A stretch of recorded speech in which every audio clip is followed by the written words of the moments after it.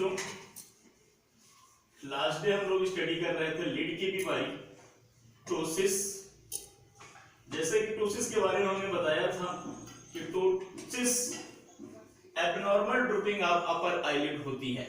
Abnormal drooping of upper eyelid से ताल्लुकात क्या होता है कि स्ट्रक्चरली हम लोग ये देख सकते हैं कि जो लीड होती है, सपोज करना कि मेरी आप राइट लीड देख सकते हैं कि ये नॉर्मल से ज्यादा झुकी हुई है और लेफ्ट लीड नॉर्मल है। इस तरह की कंडीशन को हम यूनिलैटरल टोसिस बोलते हैं। टोसिस संभवतः दोनों आइज में एक साथ भी हो सकती है, कंजेनिटल केसेस में, और एक्वायर्ड केसेस में एक में भी हो सकती है। तो टोसिस के बारे में हमने जिक्र किया था कि टोसिस कितनी टाइप्स की होती है, हमने स्टडी कर ली थी। टोसिस मुख्यतः दो तरीके की, एक कंजेनिटल होती थी जो एलपीएस की माल डेवलपमेंट की वजह से होता था, और दूसरा एक्वायर्ड हमने पढ़ा था। एक्वायर्ड के डिफिनेशन के क्लासिफिकेशन के बारे में हमने पढ़ा था कि ये डिपेंडेंट ऑन द कॉजेज होती है। इस तरह से हमने टोसिस, एक्वायर्ड टोसिस को लगभग 5 टाइप्स की पढ़ी थी। 5 टाइप्स में नंबर 1 न्यूरोजेनिक, जो नर्व इंपल्स की वजह से हुआ करती थी। मायोजेनिक, मसल्स वीकनेस की वजह से हुआ करती थी। तीसरा मैकेनिकल टोसिस। मैकेनिकल टोसिस से ताल्लुकात हुआ करता था कि आईलिड पे ओवरलोड हो जाए। जैसे ओवरलोड से ताल्लुकात है हाइब्रिड ट्यूमर्स बन जाए या मल्टीपल क्लेजिया बन जाए तो बीमारी लीड क्या करती है, नीचे गिर जाती है। तो 3 हो गए, न्यूरोजेनिक, मायोजेनिक, मैकेनिकल। और क्या होती है जो चोट की वजह से होती है, एक्सीडेंट में रूट ऑफ एलपीएस टूट जाता है जिसकी वजह से भी हो सकती है। और 5वां हमने पढ़ा था कि स्यूडोटोसिस के नाम से पढ़ा था। स्यूडोटोसिस का ताल्लुकात ये होता है कि आईज जो हमारी है वो एब्सेंस ऑफ आईलेस आई हो, आई बॉल ही ना हो आंख में, तो लीड क्या करती है, अमूमन गिरी रहती है। तो उसे हम क्या कंडीशन में क्या बोलते हैं, स्यूडोटोसिस के नाम से उसको जानते हैं। अब हमने डेफिनेशन पढ़ ली, टाइप्स पढ़ ली। तो टोसिस को हम मॉर्फोलॉजी के भी आधार पे बांट सकते हैं। मॉर्फोलॉजी से ताल्लुकात होता है उसकी आकृति के आधार पे बांट सकते हैं, आकार में बांट सकते हैं। तो ये दोनों आंखों में एक साथ हो सकता है और एक आंख में भी हो सकता है, मतलब यूनिलैटरल टोसिस भी हो सकता है और बायलैटरल टोसिस भी हो सकता है।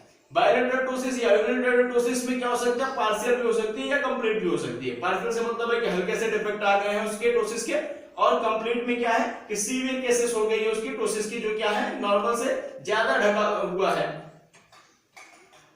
अब हम बात करेंगे इसके सिम्टम्स की। सिम्टम्स के बारे में, टोसिस का सिम्टम पहले क्या होता है, no symptoms if pupil not covered by lid. अगर लीड से प्यूपिल कवर्ड नहीं है, किसी तरह का कोई सिम्टम्स नहीं होता, किसी तरह कोई दिक्कत पेशेंट को नहीं होती है। और सेकंड कारण हम देखिए visual impairment when it covered the प्यूपिल। जब प्यूपिल क्या करती है, प्यूपिल लीड से ढक जाती है, तो इस केसेस में क्या हो जाता है, विजुअल इंपेयरमेंट हो जाता है। विजुअल इंपेयरमेंट से ताल्लुकात क्या है कि पेशेंट की जब प्यूपिल कवर हो जाएगी उसको देखने में दिक्कत होगी।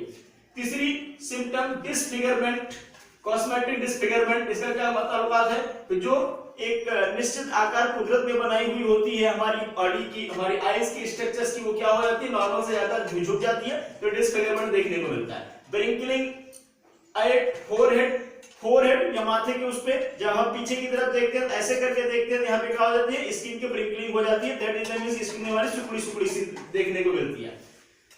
अगला symptoms tilted head at backward and upward eyebrows. Eyebrows हमारी क्या होती है, प्रेशर से हम ऊपर उठाते हैं और पीछे ले जाते हैं हम अपने हेड को, ये पोजीशन देखने को मिलती है। तो सिम्टम्स हमने देख लिया कि अगर सिम्टम में किसी तरह की कोई सिम्टम तब तक नहीं दिखेगा जब तक कि प्यूपिल हमारी कवर नहीं होगी लीड के द्वारा। अगर लीड से प्यूपिल कवर हो जाती है, विजुअल इंपेयरमेंट हो जाता है, डिसफिगरमेंट हो जाता है, cosmetic disfigurement, wrinkling of forehead, forehead पे हमारी क्या हो जाती है, स्किन की सिकुड़न देखने को मिल जाती है। और सीवियर केसेस में जब हमें देखने में दिक्कत होती है, हम क्या करते हैं, पोजीशन पीछे, हेड को पीछे की तरफ ले जाते हैं, जिससे हमारी लीड ऊपर खिंचती है और जिससे हमें देखने को आसानी हो जाती है। साइन की हम बात करेंगे। साइन में क्या क्या देखने को मिल जाता है, डॉक्टर को आसानी से देखने को मिल जाता है कि the margin of eyelid more cover than normal. Cornea का जो अपर पोर्स होता है वो नॉर्मल से ज्यादा कवर होता है अपर आईलिड से। दूसरा palpebral fissure is less than normal, palpebral fissure क्या होता है, आंख की जो गैप होती है, इस तरह के स्ट्रक्चर्स होते हैं अपर आईलिड की और नीचे के लोअर आईलिड, इसका जो एक मेंटेन गैप होता है इसे पल्पीब्रल फिशर बोलते हैं। ये क्या हो जाता है, नैरोअर हो जाता है, कम हो जाता है। क्यों कम हो जाता है, जब ऊपर से पलक गिरती है, नीचे की पलक हमारी स्टेबल होती है, ऊपर की पलक जब गिरती है तो उसकी जो गैप होती है पल्पीब्रल फिशर हम इसको बोलते हैं, वो क्या हो जाती है, कम हो जाती है। Palpebral fissure that is the means की gap between two eyelids, two eyelids से ताल्लुकात है या नीचे की पलक से ऊपर की पलक से। अगला पॉइंट हम देखेंगे, tilted head to draw the eyelid, वही जैसा कि अपने हम सिम्टम में जिक्र किया था कि हेड को हम क्या करेंगे, पीछे की तरफ ढकेलेंगे, उससे ढकेलने से हमें क्या फायदा होता है, आईलिड ऊपर की तरफ खींचेगी, आईब्रोज ऊपर की तरफ खींचेगी और पिupil हमारी क्या हो जाती है, क्लियर हो जाती है, इससे हमें देखने को मदद मिलती है। अब बात करेंगे हम इसकी definition, types. Last day study कर रखा था, आज हमने सिम्टम और साइन की स्टडी कर ली। अब हम बात करेंगे अमाउंट ऑफ टोसिस की। अमाउंट ऑफ टोसिस का क्या मतलब होता है कि जो टोसिस है, पेशेंट की जो कंप्लेन है, लीड गिरी हुई है, वो उसके आधार पर हमने तीन तरह का अमाउंट ऑफ टोसिस को बांटा था। माइल्ड ग्रेड जिसमें कम दिक्कतें होती हैं, मॉडरेट ग्रेड माइल्ड से थोड़ा सा ज्यादा होती है, सीवियर ग्रेड ज्यादा से ज्यादा पलक हमारी क्या हो जाती है, गिरी हुई होती है। यहाँ पे आप देख सकते हैं कि upper eyelid more than 2 mm अगर कवर्ड है उसे हम क्या बोलते हैं, माइल्ड ग्रेड की स्टडी में हम बात करते हैं। अगर 3 mm से ज्यादा आई कॉर्निया अगर कवर्ड हो गई आईलिड के द्वारा, हम उसे मॉडरेट बोलते हैं। और अगर 4 mm से ज्यादा कवर्ड हो गई तो हम उसे क्या बोलते हैं, सीवियर बोलते हैं। सीवियर केसेस में हमें ज्यादा दिक्कत होती है, क्योंकि सीवियर केसेस में या मॉडरेट केसेस में हमारी क्या होती है, पिupil लगभग कवर हो जाती है। मॉडरेट केस में पिupil का ऊपर का हिस्सा कवर्ड होता है, जहां जैसा कि हम यहाँ स्ट्रक्चर्स में भी देख सकते हैं कि अगर सपोज करिए ये हमारी आई बॉल है और ये कॉर्निया, कॉर्निया के पीछे ये पिupil है, लीड अगर नॉर्मल इतना हुआ करती है तो मॉडरेट केस में क्या हो जाती है, इतना हो जाती है, और सीवियर केस में इससे ज्यादा कहीं कवर हो जाती है, जिससे हमें देखने में दिक्कत आती है। अब ट्रीटमेंट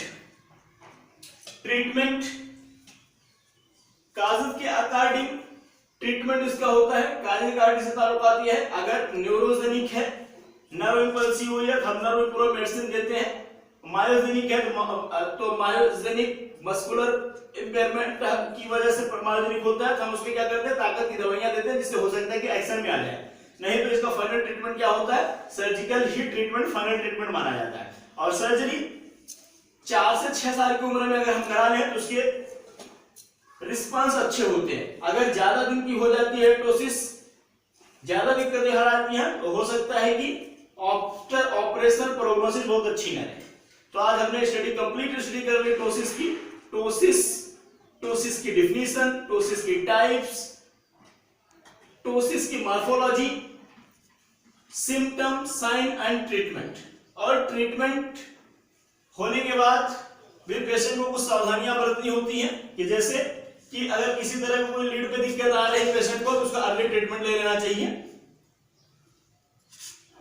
डाइट का अच्छा ख्याल रखना चाहिए कि अच्छी हेल्दी चीजें खाएं, जिससे उसका मस्कुलर्स या मायोजेनिक या न्यूरोजेनिक प्रॉब्लम पुनः क्रिएट ना हो।